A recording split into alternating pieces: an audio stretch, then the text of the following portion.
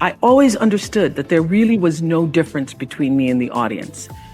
At times, I might have had better shoes, but at the core of what really matters, that we are the same. And you know how I know that? Because all of us are seeking the same thing.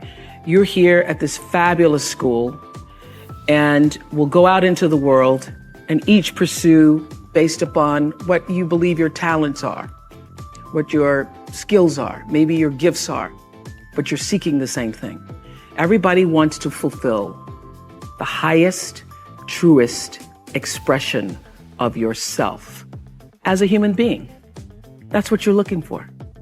The highest, truest expression of yourself as a human being. And because I understand that if you're working in a bakery and that's where you want to be, and that may be what you've always wanted to do, is to bake pies for people or bake cakes for people or to offer your gift, then that's for you. And there's no difference between you and me, except that's your platform. That's your show every day. So my understanding of that has allowed me to, to reach everyone. And there's no way that you wouldn't, because that's what I truly feel. The way through the challenge is to get still and ask yourself, what is the next right move?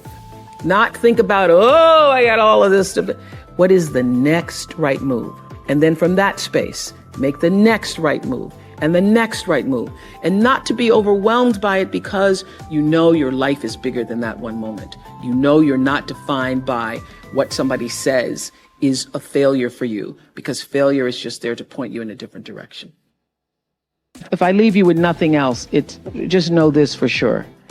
There is not one thing that has ever happened to you, not one experience, not one encounter, not one crisis, not one joyful thing that hasn't happened just to make you better and help you rise. Every single thing you're calling in, whether you know it or not, when you figure out that you are calling it in, when you actually start meditating or praying or doing or having a spiritual practice, which is the number one thing you need if you want to be successful in the world. You need something that gives back and nourishes you, regardless of what you call that. You need to fill your cup so that you can be so full your cup runneth over and you have enough to give to other people. If you don't fill your cup, you end up dried up. You end up tired, exhausted, and don't have enough to give to other people. You end up resentful every time somebody asks you, because your cup is empty and now they want some of yours. So your number one job is to fill your cup and make yourself whole. So for me, the foundational base of empowerment, of entrepreneurship, of any kind of engagement, the foundational base of my success, of my well-being, my wholeness, my everything is knowing who I am and where I come from. In my living room right now is a painting that I've owned now for 30 years. You can Google it. It's called To the Highest Bidder. And it's at the center of my house. And it's at the center of my house because it actually is symbolic of the foundation of not the house, but the foundation for my life. The painting is by Harry Roseland, who was a genre painter in the early 20th, late 19th century. And the painting is over 6 feet tall, and it shows a slave woman on the auction block holding her daughter's hand.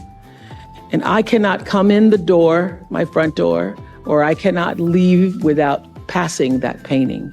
I am reminded of where I come from every day of my life, and I am reminded because I never want to forget it.